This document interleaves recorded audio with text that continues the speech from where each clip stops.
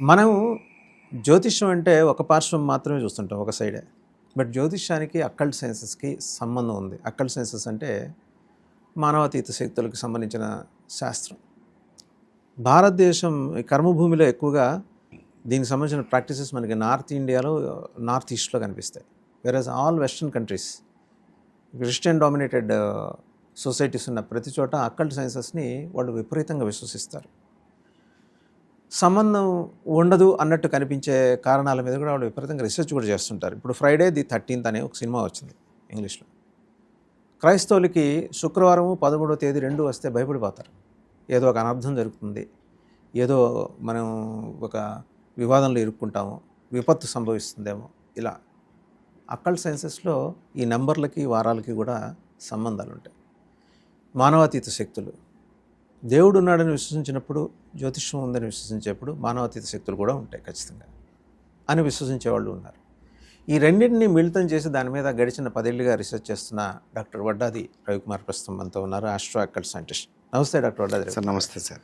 I believe నేను చెప్పినవి మీకు కొంచెం దగ్గరగానే వచ్చినట్టు. అవును సార్. 2 శాస్త్రాలని మిళితం చేసి మీరు, ఎందుకంటే ఇప్పుడు ఈ ఆస్ట్రాలజీ దగ్గరికి వచ్చేప్పటికీ డాక్టర్ రవికుమార్ గారు పుట్టిన టైము, డేటు, తర్వాత వారం, తర్వాత ఆ రోజున నక్షత్రాలు, తిథులు ఇవన్నీ పట్టుకుని చార్ట్ చేస్తారు.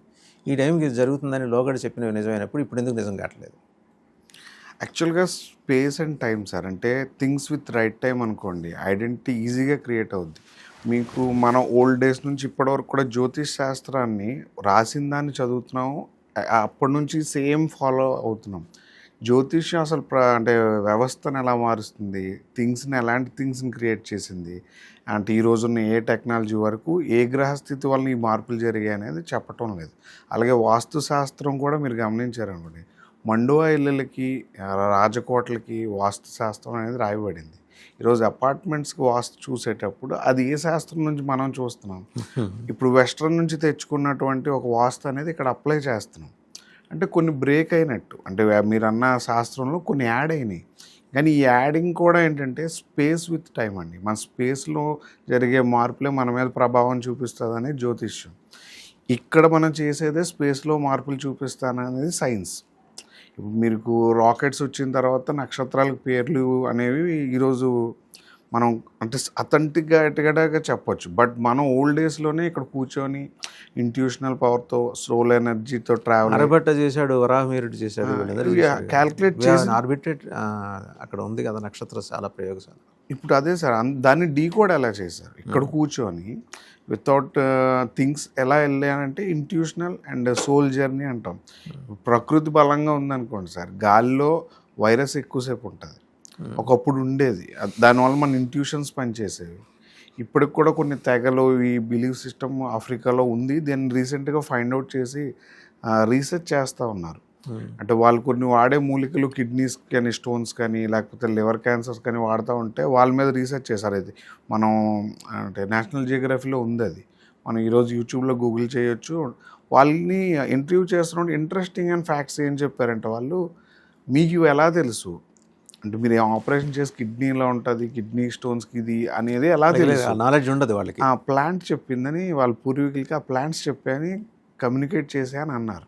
ఏదో ఆ మొక్కలు, ఔషధాలు వాళ్ళకి కమ్యూనికేట్ చేశాయంట, మేము దీనికి ఈ నొప్పి వచ్చినప్పుడు వాడండి అని.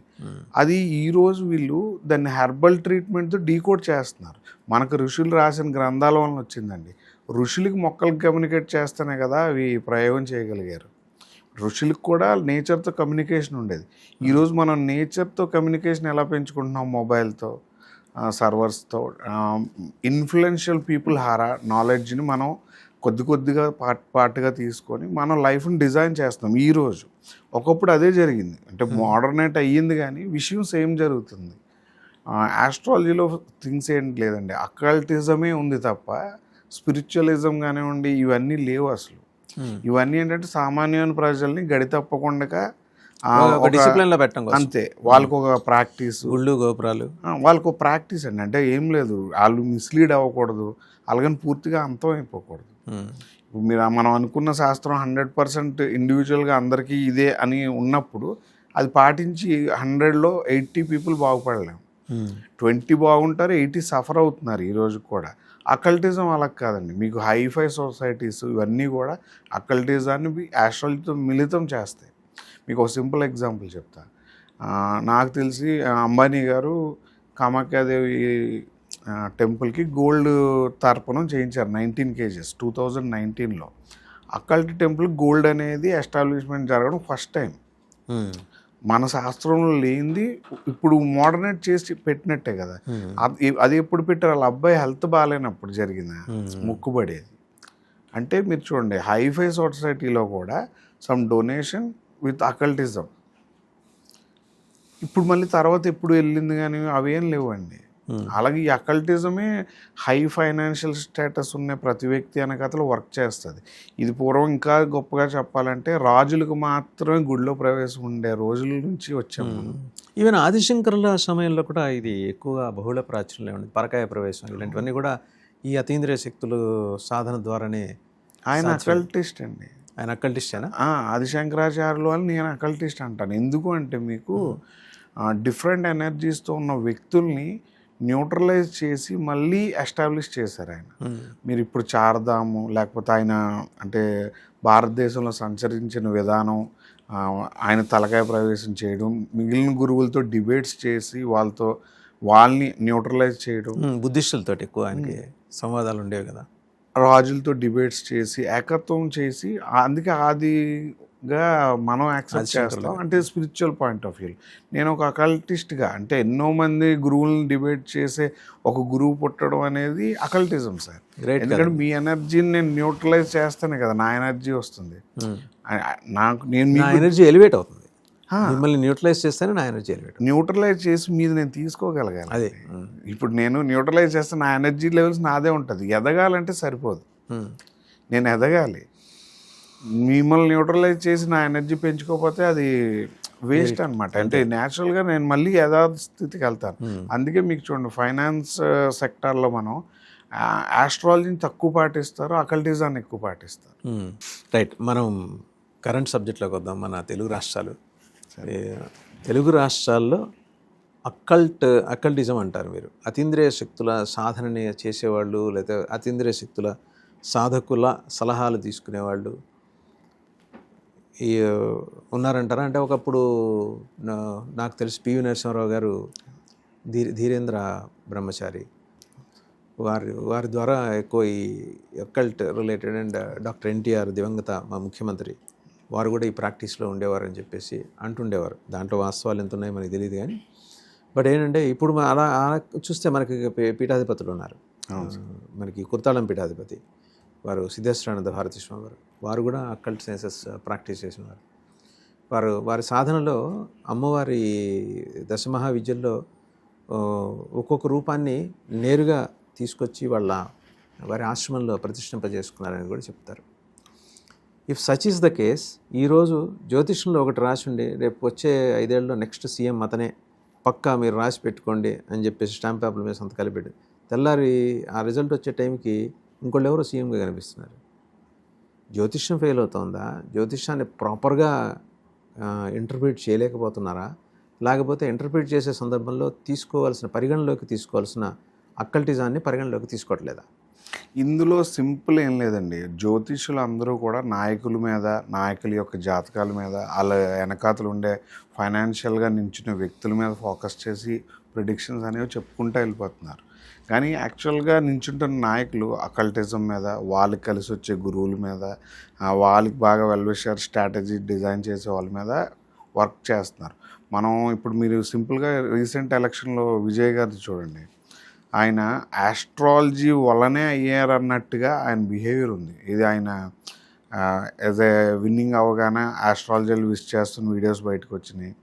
ఆయన కూడా ఓఎస్డీగా ఆయన్ని రిక్రూట్ చేస్తే కొద్దిగా అపోజ్ చేసి మళ్ళీ ఆపేశారు. అంటే హైలైట్ అయ్యింది ఆస్ట్రాలజీ రావడం వలన. బట్ ఆస్ట్రాలజీని ఒక క్రిస్టియన్ అయ్యుండి కూడా బిలీవ్ చేసి, మరి ఆ సబ్జెక్ట్ని ఆయన బిలీవ్ చేసినట్టు సేమ్ అదే ప్యాటర్న్ ఇండియాలో అంటే మన ఆంధ్రాలో మీరు చూసారనుకోండి, పవన్ కళ్యాణ్ గారు స్పిరిచువల్ ఏం కాదు, కమ్యూనిస్ట్ ఆయన. బట్ ఆయన స్పిరిచువల్గా ఎన్ని చేస్తున్నారు ఇప్పటికి ఏంటి అనేది మనం కల్లారా బిలీవ్ చేయాలి. వారాహి అమ్మవారిని ఆరాధిస్తారు ఆయన మాల వేశారు, కొన్ని దోషాలు జరిగిన టెంపుల్స్ విషయంలో, అలాగే మన నరసింహస్వామి టెంపుల్స్లో పూజలు చేయించడం.